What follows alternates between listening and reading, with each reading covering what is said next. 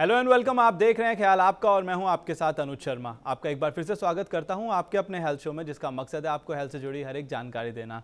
आज हम बात करेंगे ऑक्यूपेशनल लंग डिसीज़ के बारे में। आजकल प्रदूषण बहुत ज़्यादा बढ़ता जा रहा है, इसी के साथ लंग्स की बीमारियां भी बहुत ज़्यादा बढ़ती जा रही हैं। सारा दिन धूल में काम करने वाले और इंडस्ट्रियल एरिया में काम करने वाले लोगों को लंग्स की कई समस्याओं का सामना करना पड़ता है। फेफड़ों के रोग लाखों लोगों की मृत्यु का कारण बनते जा रहे हैं और लाखों लोग फेफड़ों की बीमारी से पीड़ित हैं। कई लंग डिसीज का सही समय पर इलाज ना होने पर इसे टाला जा सकता है, लेकिन इसके लिए इनके बारे में सही जानकारी होना बहुत जरूरी है। आज इसी विषय पर चर्चा करने के लिए हमारे साथ है principal director head and pulmonology Max super speciality hospital से डॉक्टर विवेक नागिया। डॉक्टर, आपका बहुत बहुत स्वागत है हमारे शो में।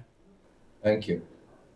डॉक्टर, मेरा पहला सवाल आपसे यह है, हमें यह बताइए कि ऑक्यूपेशनल लंग डिसीज क्या होते हैं।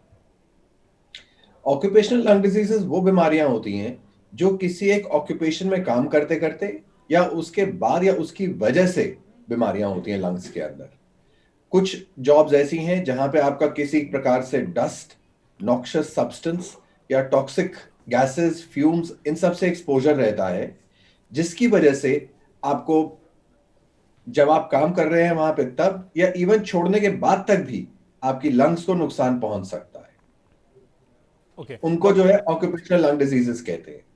ओके डॉक्टर, मेरा अगला सवाल आपसे यह है, ऑक्यूपेशनल लंग डिसीज कौन से हैं और इनके होने के क्या कारण होते हैं। देखिए, ऑक्यूपेशनल लंग डिजीज तो बहुत वाइड स्पेक्ट्रम होता है। ओके। उसके अंदर सबसे पहले हम बात करें तो इन्फेक्शंस आती हैं, जैसे कि ऑक्यूपेशनल इन्फेक्शंस, जैसे डॉक्टर्स में, नर्सेज में, हेल्थ केयर वर्कर्स में अभी कोविड हुआ है, सो वो भी उसको हम ऑक्यूपेशनल लंग डिजीज में कंसिडर करेंगे। ऐसे ही लोगों को, कुछ लोग कहीं पर जहाँ काम करते हैं जहाँ पे उनको किसी प्रकार के धुएं से या किसी प्रकार के टॉक्सिक गैसेस से एक्सपोजर हो रहा है, उनको एस्थमा डेवलप हो सकता है, उसको भी ऑक्यूपेशनल एस्थमा कहेंगे। ये यूजुअली तब होता है कि जब आप काम कर रहे होते हैं तो आपको एस्थमेटिक फीचर्स रहते हैं, जब सैटरडे संडे छुट्टी होती है, घर पे रहते हैं तो एस्थमा के फीचर्स नहीं आते, तो उसको क्लासिकली ऑक्यूपेशनल एस्थमा कहते हैं। ओके। इसके अलावा जो दो बड़े ग्रुप्स हैं वो आते हैं जब आपका एक्सपोजर किसी प्रकार के ऑर्गेनिक मटेरियल से होता है तो उसको हाइपरसेंसिटिविटी न्यूमोनाइटिस कहते हैं, और अगर किसी प्रकार की मिनरल या डस्ट से होता है उसको हम न्यूमोकोनियोसिस कहते हैं। सो ये दो बड़े बड़े प्रकार हैं। इनके बारे में हमें कई सदियों से मालूम है। 1713 में सबसे पहला मेंशन किया था एक रामासीनी नामक वैज्ञानिक ने, जिससे उसने ये पाया था कि जब ये जो ग्रेन हैंडलर्स होते हैं या जो भूसे को हैंडल करते हैं या ग्रेन्स को हैंडल करते हैं, उनमें कुछ बीमारियां पाई जा रही थी। सबसे कॉमन न्यूमोकोनियोसिस में होता है सिलिकोसिस, जो हमारे दिल्ली और आसपास के क्षेत्रों में भी हम देखते हैं। जिन्होंने स्टोन क्रशर्स पे काम किए हैं या सेरेमिक्स में काम किए हैं या सैंड माइनिंग में काम किए हैं, उनको सैंड के एक्सपोजर से या सिलिका के एक्सपोजर से, जिसको क्वार्ट्ज भी कहा जाता है, उसके एक्सपोजर से जो लंग्स में प्रॉब्लम आती है उसको सिलिकोसिस कहते हैं। सिलिका के मरीजों को साथ साथ ट्यूबरकुलोसिस होने की भी संभावना रहती है, तो उनको सिलिको ट्यूबरकुलोसिस के लिए भी टाइम टू टाइम चेक करते रहना चाहिए। दूसरी कॉमन बीमारी होती है कोल वर्कर्स न्यूमोकोनियोसिस, जो कि लोग कोयले के खानों में काम करते हैं, उनको होने जी। की संभावना रहती है। और ये देखा गया है कि ऐसी जगहों से छोड़ने के बाद भी 10 साल बाद तक भी उनको ये बीमारी हो सकती है। ओके। एंड तीसरी सबसे बड़ी न्यूमोकोनियोसिस होती है एस्बेस्टोसिस। जो लोग एस्बेस्टोस की इंडस्ट्रीज में काम करते हैं, जैसे कि शिप बिल्डिंग है, कंस्ट्रक्शन है, डिमोलिशन है, इन सब में उनको वहां पे एस्बेस्टोसिस होने की संभावना रहती है। ओके डॉक्टर, मेरा अगला सवाल आपसे यही है कि इससे जुड़ता हुआ ही सवाल है जो अभी आपने बताया कि जितनी बीमारी है इनमें से सबसे ज़्यादा बीमारी कौन सी पाई जाती है लोगों में, जो कॉमन सबसे ज़्यादा पाई जाती है। अगर हम दिल्ली शहर में देखें तो हमें सिलिकोसिस ज्यादा देखने को मिलता है। ओके। अगर हम बाहर जैसे एरियाज हैं जहाँ पे माइनिंग चल रही है, कोल माइनिंग चल रही है, वहां पे कोल वर्कर्स न्यूमोकोनियोसिस ज्यादा देखने को मिलता है। कोल ओके। वर्कर्स न्यूमोकोनियोसिस भी कई प्रकार की होती है। यूजुअली जो हार्ड कोल होता है उससे जब एक्सपोजर रहता है, प्रोलॉन्ग्ड एक्सपोजर रहता है, तो ये होने की संभावना रहती है। ओके। इसके अलावा एक हाइपर सेंसिटिविटी न्यूमोनाइटिस करके एंटिटी होती है। वो होता है जब आपका एक्सपोजर किसी ऑर्गेनिक मटेरियल के साथ होता है, जैसे कि जो लोग गन्ने के खेतों में काम करते हैं उनमें हो सकती है ये बीमारी। उसको हम ये बैगोसोसिस कहते हैं। जो लोग बर्ड्स के साथ काम करते हैं उसको हम पिजन फैंसियर डिजीज कहते हैं। जब एक्सपोजर पिजन से या पैराकीट से होता है तो वहां पे उनको ये बीमारी होने की संभावना रहती है। जो बर्ड की ड्रॉपिंग्स होती हैं उनके प्रोटीन्स की वजह से एलर्जी हो सकती है। और फिर ओके। फार्मर्स लंग, जो काफी कॉमनली देखने को मिलता है, जो फार्मर जो भूसे के साथ काम करते हैं, भूसा जब पड़ा रहता है तो उसके अंदर फंगस लग जाती है, उससे जब एक्सपोजर होता है तो फिर उनको फार्मर्स लंग होने की संभावना रहती है। ओके डॉक्टर, अगला सवाल है मेरा कि इनके सिम्टम्स क्या होते हैं? देखिए, क्योंकि ये लंग से रिलेटेड है तो ज्यादातर सिम्टम्स सांस रिलेटेड ही होते हैं, और जी। सांस का मतलब होता है कि खांसी से शुरू होता है, बलगम हो सकता है, सांस फूल सकता है, बुखार आ सकता है। अगर ये प्रोग्रेसिव करता रहेगा तो एक स्टेज ऐसी भी आती है कि लोगों का चलना फिरना दुर्लभ हो जाता है, सांस में काफी रुकावट आनी शुरू हो जाती है, कुछ लोगों को ऑक्सीजन की भी जरूरत पड़ सकती है डिपेंडिंग ऑन स्टेज कैसी है।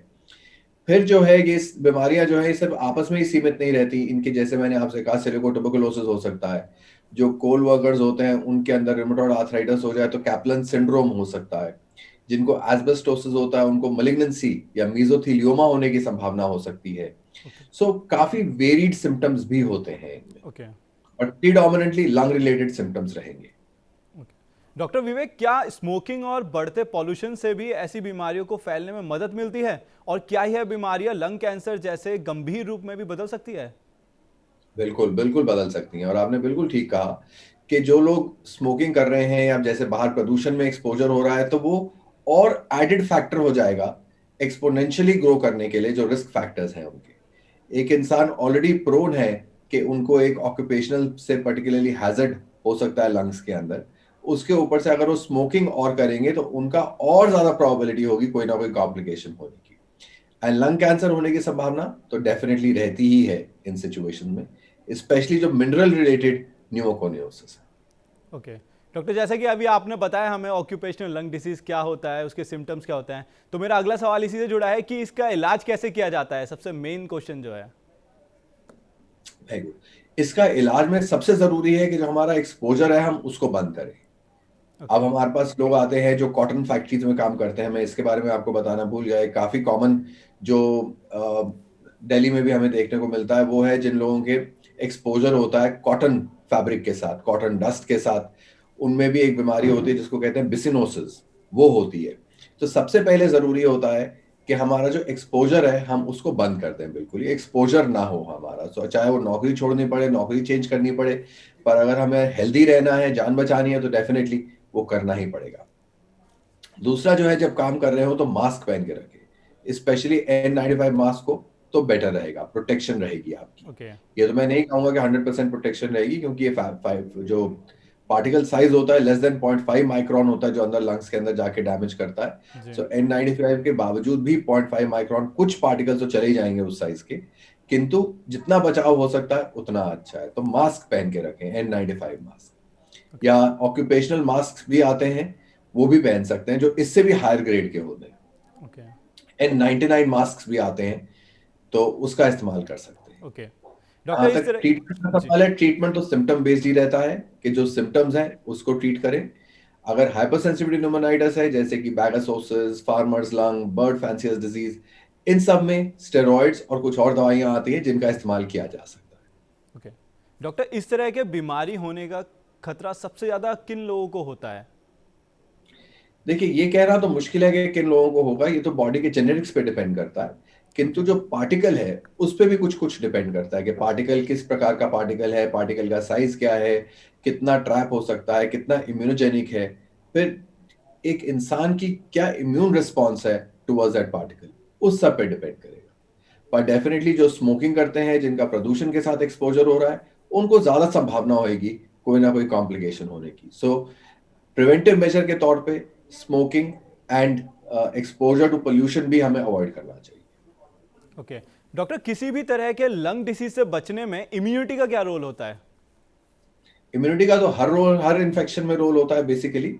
किसी भी इन्फेक्शन से बचने के लिए इम्यूनिटी का रोल रहता है। मैं ओके। ये नहीं कहूंगा कि हर बीमारी को आप इम्यूनिटी से रोक सकते हैं, किंतु इन्फेक्शन में इम्यूनिटी का रोल मेजर रहता है, चाहे वो कोविड हो, निमोनिया हो, टीबी हो, या कोई भी और इन्फेक्शन हो, उसमें इम्यूनिटी बहुत रोल प्ले करती है। ओके डॉक्टर, एक कॉमन सा सवाल है मेरा आपसे कि क्या इंडोर ऑफिस में काम करने पर भी यह बीमारी हो सकती है, और ऐसा क्यों? जी, सो बेसिकली ये देखना पड़ेगा हमें कि इंडोर ऑफिस का वेंटिलेशन क्या है। कई जगह पे ये देखा गया है कि कुछ स्टडीज में कि जो इंडोर एयर पोल्यूशन है वो 30 टाइम्स ज्यादा है इसके बाहर के कंपैरिजन में। क्योंकि क्या है कि अंदर वाले जो कमरे होते हैं कई बार उनमें वेंटिलेशन नहीं होती है, तो हवा वहां पे स्टैग्नेंट रह जाती है। स्पेशली अगर इंडोर रूम्स के अंदर आपके हैवी कारपेट्स लगे हों, हैवी फर्निशिंग्स हों, कर्टन्स हों जिनके अंदर डस्ट ट्रैप रहती है, तो और ज्यादा संभावना होती है।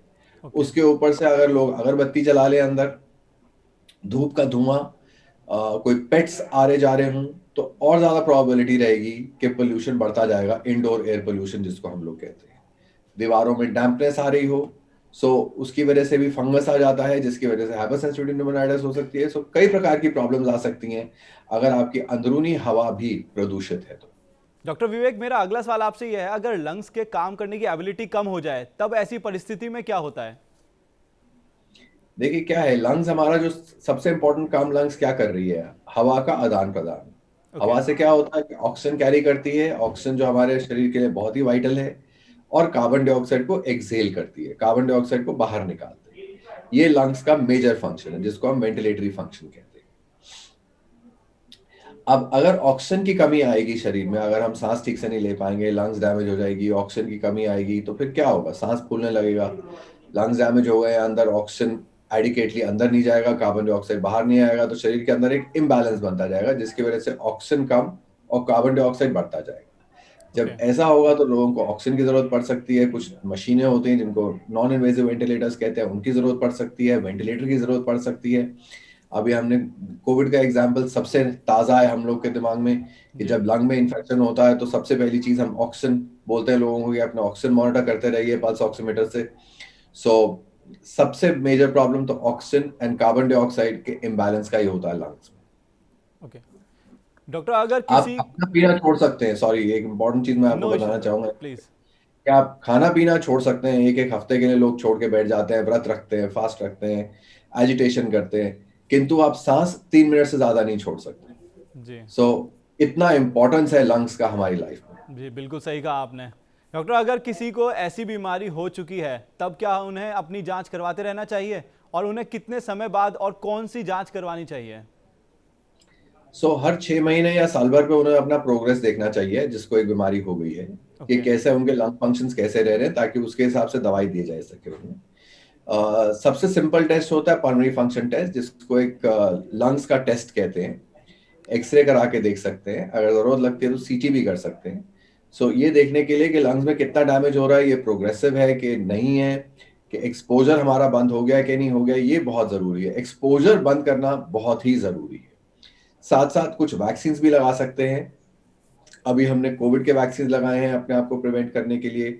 सिमिलरली इन्फ्लुएंजा एंड निमोनिया के वैक्सीन भी आते हैं, निमोकॉकल वैक्सीन, उनको लगवा सकते हैं, जिससे आगे इन्फेक्शन प्रिवेंट होके रहेगी। ओके। डॉक्टर, इंडस्ट्रियल एरिया में काम करने वाले लोगों को किन बातों का ध्यान रखना चाहिए? आप क्या सजेशन देंगे उन्हें? इंडस्ट्रियल एरिया में जो लोग काम करते हैं उनको अपना टाइम टू टाइम चेक कराते रहना चाहिए कि उनका एक्सपोजर कितना हो रहा है टॉक्सिक गैसेस के प्रति, और टॉक्सिक गैसेस हैं कि नहीं है, और टाइम टू टाइम वो लोग अपना ट्रीटमेंट कराएं, अपने सिम्टम्स को इग्नोर ना करें। एंड कई गैसेस भी होती हैं जिनकी वजह से लंग्स में डैमेज हो सकता है। ओके। डॉक्टर, मेरा आखिरी सवाल आपसे यह है, अगर किसी को पहले से ही धूल से एलर्जी है या फिर अस्थमा की बीमारी है और वो इंडस्ट्रियल एरिया में काम करते हैं, तब उन लोगों को किन बातों का ध्यान रखना चाहिए? यही सब बातों का ध्यान रखना चाहिए कि जो अपना एस्मा है या अगर ब्रोंकाइटिस रहता है तो उसके सिम्टम्स अंडर कंट्रोल रहने बहुत जरूरी है। ओके। देखिए क्या होता है कि अगर कोई भी डिजीज अनकंट्रोल होगी शरीर में, जैसे कि एस्मा ही मान लीजिए, जी। उसकी वजह से एक लंग्स के अंदर इन्फ्लेमेशन बना रहेगा। जब आपके लंग्स के अंदर एक इन्फ्लेमेशन बना रहेगा तो फिर कोई भी और इन्फेक्शन या एलर्जी होने की संभावना बढ़ जाएगी। ओके। इसलिए बहुत जरूरी है कि आप अपने चिकित्सक के संपर्क में रहें, और जो अपने सिम्टम्स हैं, जो लक्षण हैं, उनको कंट्रोल करके रखें। जो आपकी बीमारी है उसको प्रॉपर्ली ट्रीट करके रखें, चाहे वो एस्मा हो, डायबिटीज हो, हाइपरटेंशन हो, ब्लड प्रेशर हो, हार्ट डिजीज हो, कुछ भी हो, पर उसका टाइमली ट्रीटमेंट करना बहुत जरूरी है और उनको अंडर कंट्रोल रखना बहुत जरूरी है। ओके। डॉक्टर विवेक, आपका बहुत बहुत शुक्रिया हमारे तमाम सवालों के जवाब देने के लिए। थैंक यू मुझे यहाँ बुलाने के लिए। थैंक यू सो मच मैं सर। काफी आभारी हूँ आपका।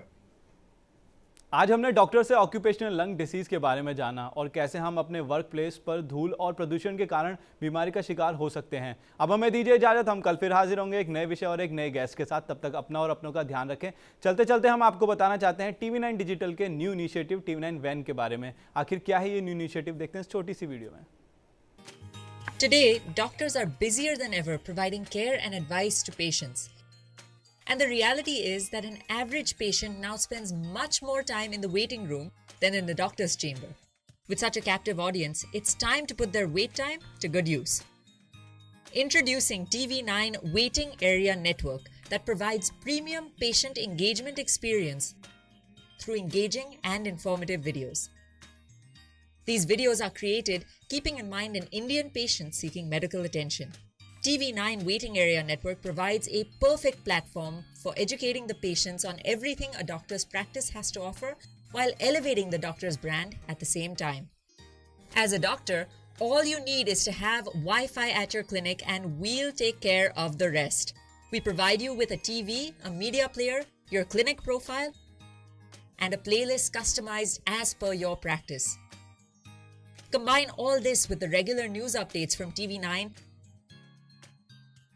and you have an awesome branding and marketing tool for your clinic.